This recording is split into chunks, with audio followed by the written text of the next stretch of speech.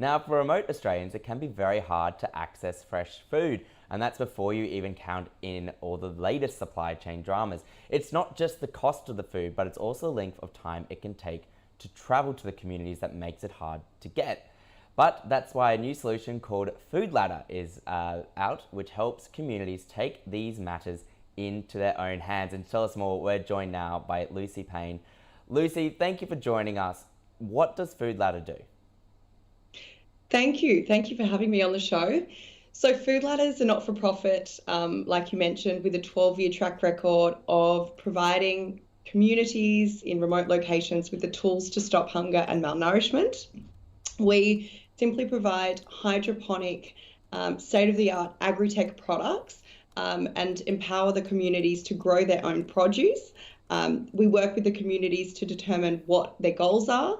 Is it to take home to feed families, or is it to set up a commercial enterprise where they can sell fruit and vegetables to create jobs? It might be a community project or a healthy hub, which is what we've got in Katherine. We've got a larger greenhouse system where we have a whole raft of different groups that come in, learn about hydroponic growing, hydroponic technology, horticulture, nutrition, healthy food consumption, and then we rolled out 7 hydroponic greenhouses last year. We've got 14 scheduled for this year. We also have an online learning platform which houses all of our training and education resources. It currently has over 115 documents there, stemming from garden management to hydroponic growing to setting up a social enterprise and turning a profit. There's recipes, food processing documentation as well. We've got access to, I think it's over 36,000 students, all linked up to the platform now, and a pretty big pipeline of schools that are eager to get on board with a Food Ladder greenhouse this year as well.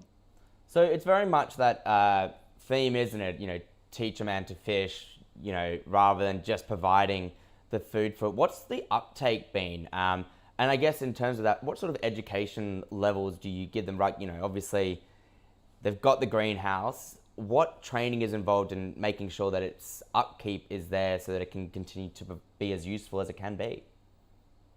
Of course, and a great question. So we've got a team of horticultural and business experts that we work with to ensure that we've got strong community buy-in in the first place.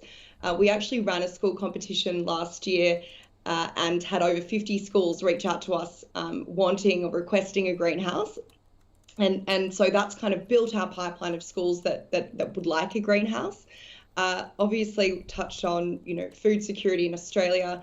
1 in 3 Aboriginal children is not getting adequate amount of vegetables. Also, type 2 diabetes is, which is incurable but preventable with a healthy diet, is 10 times higher in Indigenous children in the NT than anywhere in the world. So there's that need, there's the demand. We have, you know, every week communities reaching out to us, knowing that this is a solution that they're interested in and very eager to get off the ground.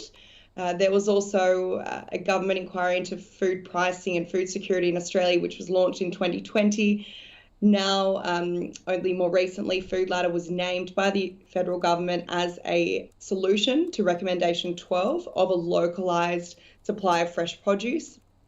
As you know, in these remote locations, the food is travelling thousands of kilometres, rendering the purchase to be inedible, unaffordable, that's for sure, with a shelf life of, merely a couple of days. So we're just really about empowering the community to be able to grow and harvest the produce themselves with a really short time frame. I mean, bok choys and leafy greens are being harvested within 5 weeks. And then, you know, that can be continuous supply year round. Now, you've got 5 different types of greenhouses. Run us through the differences and what makes them unique, and, you know, I guess which communities would benefit the most from the certain types. Yeah, so like I touched on earlier, it's all about understanding what the community is interested in, you know, getting out of the greenhouse. The school systems are the smaller greenhouses. They're 20 square meters, perfect for a 10-week term. Takes 5 weeks from sowing the seeds to harvesting, and can switch off and on depending on term and school holidays. And then depending on if it's more of a commercial enterprise that they're looking to go down, then it's a larger size greenhouses that would be required to get to that level. But I mean, in overseas countries, in India and Bhutan, where we've set up different enterprises, they've been different agri-tech products, and we've got a team of expert horticulturalists that navigate what the best solution is. Because I guess as well, for your team of horticulturalists, it's also looking at where the community is, figuring out what the season is, what can, is there all that taken into account? I know it's a greenhouse, so you sort of don't have to rely as much as you would normally on weather patterns of that area. Yeah, so the greenhouses are all solar powered, cyclone rated, can be in conditions of 45 degrees temperatures, the most arid locations. Typically with these communities, they've tried to get different market gardens or bush gardens set up in the past, and they've failed due to animals or weather patterns or for whatever reason. So fortunately, that takes all the guesswork out of it. The greenhouse is, extremely sturdy, cyclone rated, as I mentioned, so can really be rolled out anywhere in the world. We can add filtering system depending on the caliber of the water. It's really can be rolled out in any location, which is why we've designed them to be this way.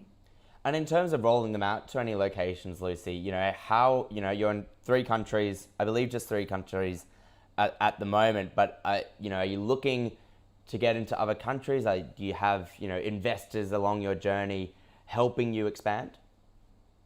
Yeah, of course. So we're really focusing on the 14 greenhouses for 2022 in Australia, but always welcoming any community in need globally to reach out to us. And we got a request for somewhere in Vanuatu at the tail end of last year. So certainly more international expansion is on the cards.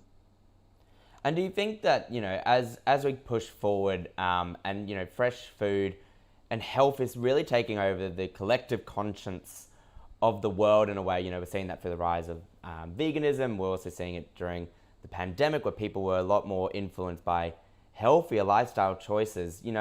Is that helping your end mission as well? It's not just a case of here's the tools to grow fresh food, but now everyone wants to get into it. Yeah, absolutely.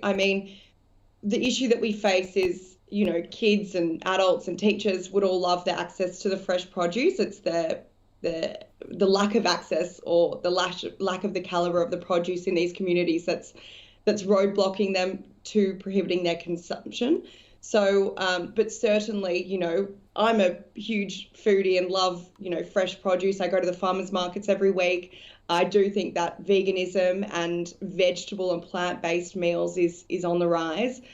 We're seeing kids that harvested in Leonora in WA, which we rolled out in October last year. They harvested 6.5 kilos of lettuces in 1 week, and the kids were overjoyed and excited to eat it, literally bewildered at the pace of growth. So it's really changing the food habits and the healthy food habits, including vegetable consumption on a daily basis. It just results in an increase in energy in the classroom, or increase in focus, an increase in attendance, and kids that typically would be disinterested in the classroom are really excited to have that hands-on learning experience in the greenhouse.